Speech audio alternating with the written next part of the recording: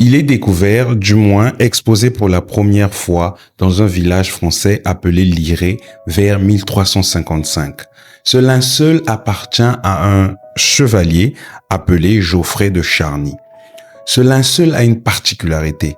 Il y a une image qui est dessinée sur ce linceul et elle représente un homme nu avec une longue chevelure et aussi des meurtrissures à des endroits précis, des trous au niveau des chevilles, au niveau des poignets et aussi des trous au niveau de la tête comme ceux des épines ayant percé une tête. Alors, à ce moment-là, cette image représentée sur ce linceul représente les meurtrissures du Christ.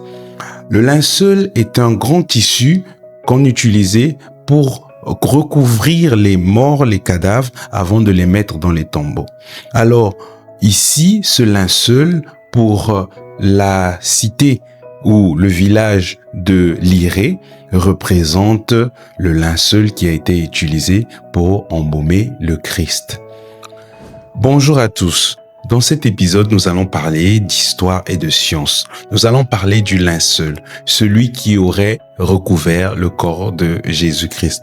Nous allons voir ses origines et nous allons voir comment il continue à diviser les scientifiques et les historiens jusqu'aujourd'hui qui n'arrivent pas à déterminer l'époque d'où venait ce linceul ou si il a vraiment été celui qui a recouvert le corps de Jésus-Christ. Merci de me suivre. Geoffrey de Charny est un chevalier très respecté en France.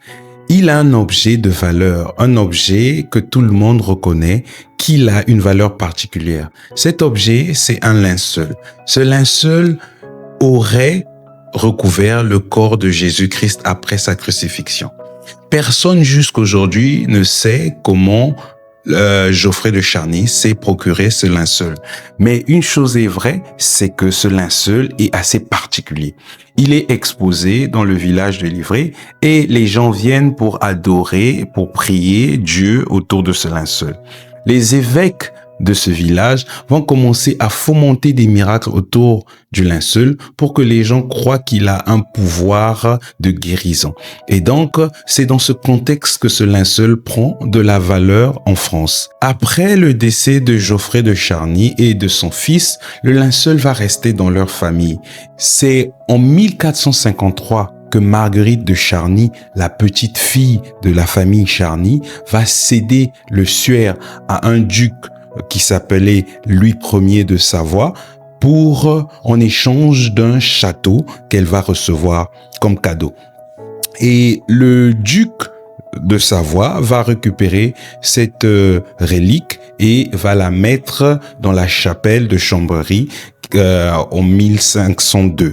Et c'est là-bas, plus précisément en 1532, que cette relique va survivre miraculeusement à l'incendie de la chapelle.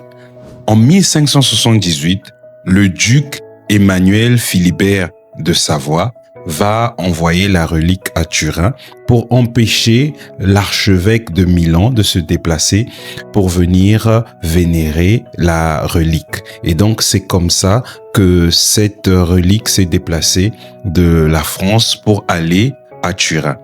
Après 500 ans d'appartenance à la famille royale de Savoie, c'est avant sa mort que le dernier roi d'Italie, le dénommé Humbert II, va léguer le suaire au pape et à ses successeurs. Donc cette relique va appartenir à l'Église catholique à partir de 1983. Voilà comment le suaire s'est déplacé de la France jusqu'en Italie. Aujourd'hui, il est toujours exposé à Turin. Voilà pourquoi il est appelé le linceul de Turin. Alors, quelle est la particularité de ce suaire?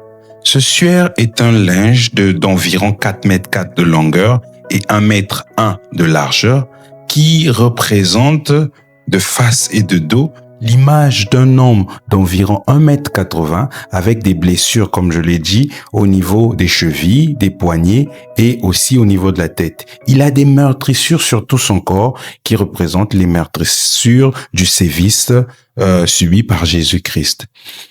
Ce suaire a une particularité aussi parce que scientifiquement, on n'arrive toujours pas à déterminer l'époque à laquelle ce suaire appartient. S'il appartient au Moyen Âge, comme certaines études au carbone 14 l'ont déterminé, cela dirait que le faussaire qui a réalisé le suaire de Turin serait un génie en avance par rapport à son époque et même par rapport à notre époque, parce que jusqu'aujourd'hui, on n'arrive pas à déterminer comment le saint suaire de Turin a été réalisé. Il montre un négatif parfait comme celui d'un appareil photo. Ceci, nous savons qu'au Moyen Âge, il n'y avait pas d'appareil photo. Il y a une autre étude qui a été faite en se servant de pollen qui se trouvait sur le tissu du suaire.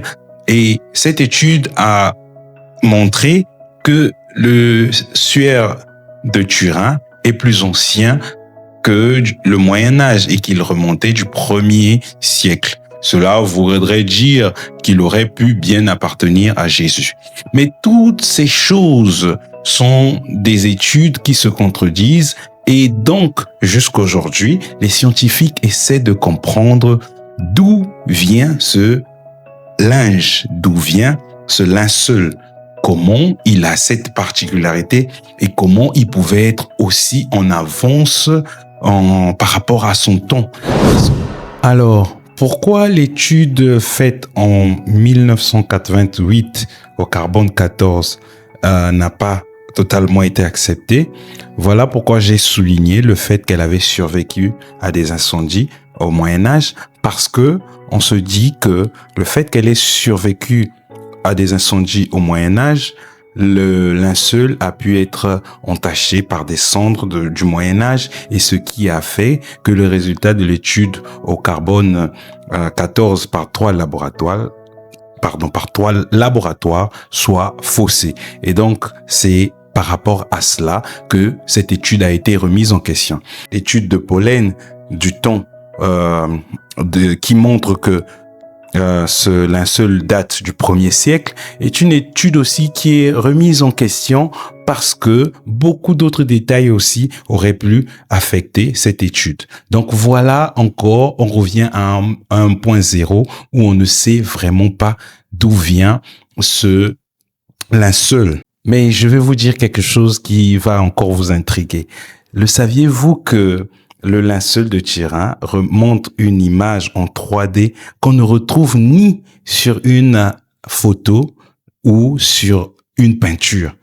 Alors, c'est un niveau de technologie qui a été utilisé peut-être au Moyen Âge ou au 1er siècle qu'on n'arrive pas à expliquer jusqu'en 2025. Il est certes vrai que cela fait des décennies que l'Église catholique ne souhaite plus donner le linceul de Turin pour des études scientifiques, et donc avec la technologie actuelle de 2025, peut-être qu'on serait capable de déterminer exactement si ce linceul est un faux ou un vrai.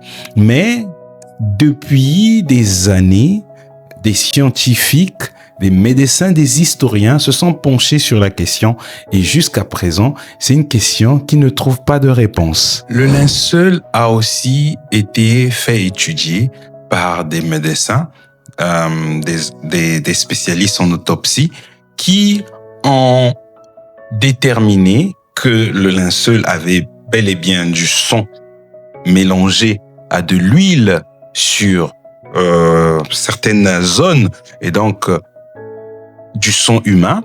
Et aussi une autre chose qui est très intrigante, c'est le fait que les pouces sur le linceul sont recroquevillés. Cela montre que l'anatomie d'un homme montre bien que si un clou est planté au niveau du poignet, cela va pousser à ce que le pouce se retracte. Attendez, je ne suis pas spécialiste, je ne suis pas scientifique, mais c'est ce que la science nous dit. Alors, le fait que sur le linceul, les pouces soient recroquevillés est un détail très intriguant parce que cela voudrait dire et le fait qu'on ait trouvé du sang humain sur le linceul voudrait dire qu'il y a vraiment eu un corps enroulé dans ce drap et non seulement un dessin fait de main d'homme. Il y a une autre théorie qui dit qu'un homme aurait pu être enroulé dans ce drap et puis on aurait peint tout autour. Mais même si cette personne avait mis de la peinture sur elle pour que cette peinture remonte la silhouette de cette personne sur le drap, je vous dis, vous pouvez essayer, vous allez voir que vous n'aurez pas le même résultat. Alors, si la science jusqu'aujourd'hui en 2025 est divisée sur le linceul de Turin, cela veut dire qu'il est assez particulier. Je pense qu'il était important pour moi de parler de ce linceul parce que il montre encore une certaine dimension intrigante de ce personnage qui a été Jésus-Christ. Qu'il soit un faux, qu'il soit un vrai, la dernière étude faite sur le suaire de Turin, faite avec des rayons X, a déterminé que le suaire, selon la dégradation de son tissu, aurait plus de 2000 ans, donc serait entre 35 et 57 après Jésus-Christ. J'ai essayé de demander à l'intelligence artificielle qu'est-ce qu'il pensait du suaire de Turin. Il m'a dit que, avec toute objectivité, cette contradiction est unique dans l'histoire de l'humanité. Donc, elle dépasse tout entendement. Alors, pour moi, je vais donner mon avis. Le suaire de Turin n'est peut-être pas le tissu qui a enveloppé le corps de Jésus-Christ. Le suaire de Turin est peut-être un faux, fait par un faussaire. Mais il est quand même intriguant de voir que jusqu'à présent, la science n'arrive pas à déterminer exactement d'où venait ce suaire, comment il a été fait. Cela m'emmène encore seulement à me dire que cette personne qui a été Jésus-Christ, celui qui a vécu ici-bas sur terre, a été une personne assez intrigante et que jusqu'aujourd'hui, la science a du mal à expliquer certaines choses reliées à ce personnage-là.